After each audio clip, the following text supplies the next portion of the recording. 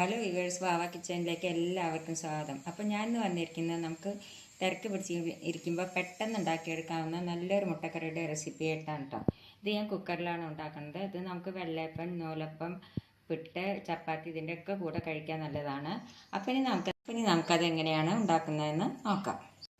അപ്പം ഇനി നമുക്ക് മുട്ടക്കറി എങ്ങനെയാണ് ഉണ്ടാക്കുന്നതെന്ന് നോക്കാം. അതിന് വേണ്ടി ഒരു കുക്കർ അടുപ്പത്ത് വെച്ചു. അതിലേക്ക് നമുക്ക് കുറച്ച് വെളിച്ചെണ്ണ ഒഴിച്ചു കൊടുക്കാം.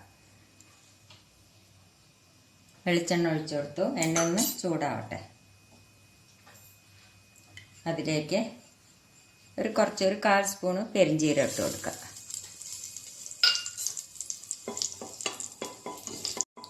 പെരിഞ്ചീരം മൂത്ത് കഴിഞ്ഞ് അതിലേക്ക് നമുക്ക് ഒരു 4 വെളുത്തുള്ളി, ചെറിയൊരു കഷ്ണം ഇഞ്ചിയും കൂടി ചതച്ചെടുത്താണ് അതിട്ട് കൊടുക്കുക. ഇനി അതിലേക്ക് നമുക്ക് ഈ സവോള, ഇപ്പം ഞാൻ 3 മുട്ട കൊണ്ടാണ് ഉണ്ടാക്കുന്നത്. അപ്പോൾ 2 വലിയ സവോളയാണ് ഞാൻ എടുത്തിരിക്കുന്നത്. ഇപ്പോൾ ചെറിയ സവോളയാണെങ്കിൽ ഒരു 3 എടുക്കണം. അതിലേക്ക് നമുക്ക് ഈ സവോള ചെറുതായി അരിഞ്ഞത് ഇട്ട് കൊടുക്കാം. ഈ പച്ചമുളകും കൊടുക്കാം. ഈ സവോള വേഗം ഇതാവാനായിട്ട് കുറച്ച് ഇട്ടിട്ട് കൊടുക്കാം.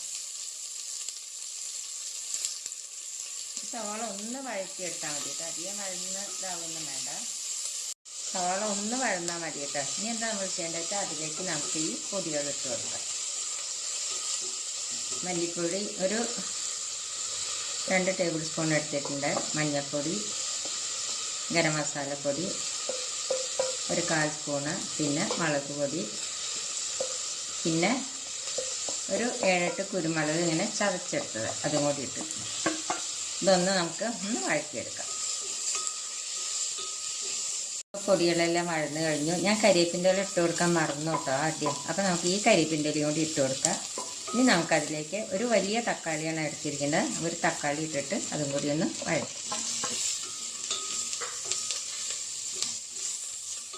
വഴറ്റിയെടുത്തിട്ട് ഇത് പെട്ടെന്ന് ഉണ്ടാക്കിയെടുക്കാൻ പറ്റിയ നല്ലൊരു മുട്ടക്കറിയാണ് കേട്ടോ. നല്ല ടേസ്റ്റാണ്. ബാച്ചിലേഴ്സിനൊക്കെ ഉണ്ടാക്കിയെടുക്കാം.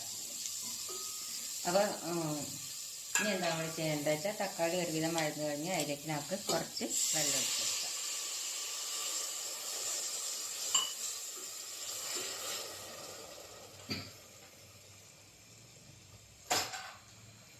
ഇനി ഒരു 3 വിസിൽ വരട്ടെ.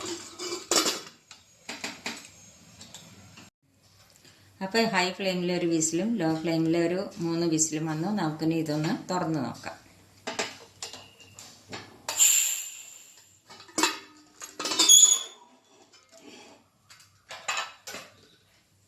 സവാളയൊക്കെ നല്ലപോലെ ഇതായിട്ടുണ്ട്. നല്ല കൊഴുത്ത ചാറായിട്ടുണ്ട്. ഇനി എന്താ നമ്മൾ ചെയ്യേണ്ടത് വെച്ചാൽ ഇതിലേക്ക് നമുക്ക് ഈ മുട്ട ഇട്ട് കൊടുക്കാം.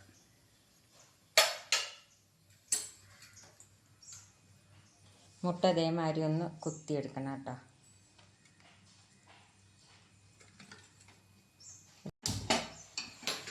ഇനി നമുക്കിതിലേക്ക് ഈ മുട്ട ഇട്ട് കൊടുക്കാം.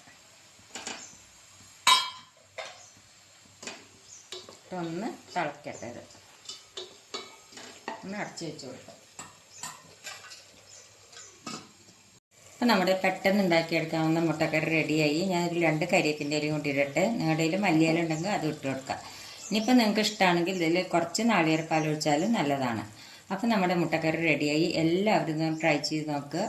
ഇഷ്ടപ്പെടുകയാണെങ്കിൽ ലൈക്ക് ചെയ്യുക, ഷെയർ ചെയ്യുക, സബ്സ്ക്രൈബ് ചെയ്യാതെ സബ്സ്ക്രൈബ് ചെയ്യുക. താങ്ക്